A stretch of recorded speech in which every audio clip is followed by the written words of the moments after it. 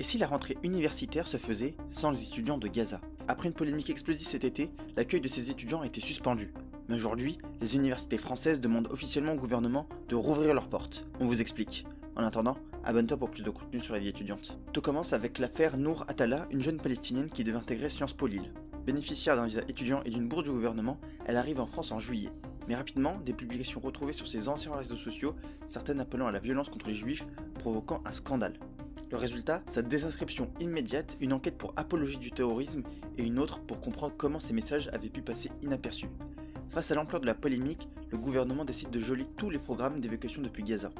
Et le problème, à quelques jours de la rentrée, des dizaines d'étudiants gazaouis se retrouvent bloqués, leurs études interrompues. Et c'est là que l'association France Université, qui regroupe les dirigeants des établissements publics d'enseignement supérieur, prend la parole. Dans un communiqué, elle demande au gouvernement de lever la suspension dans les meilleurs délais afin de garantir la continuité des études.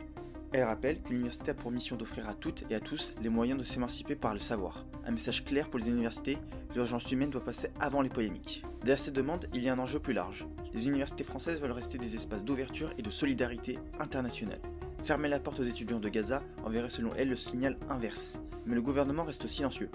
Le Quai d'Orsay n'a pour l'instant pas répondu aux demandes de l'AFP et l'affaire reste sensible. Comment concilier sécurité nationale et accueil humanitaire? Cette rentrée universitaire pose une question cruciale. La France peut-elle continuer à accueillir des étudiants gazaouis malgré les risques pointés par l'affaire Nour Atalla? Pour France Université, la réponse est claire. L'enseignement supérieur doit rester un espace d'émancipation, pas de fermeture. Et vous, qu'en pensez-vous? Dites-le nous en commentaire et abonnez-vous pour plus d'actu étudiante.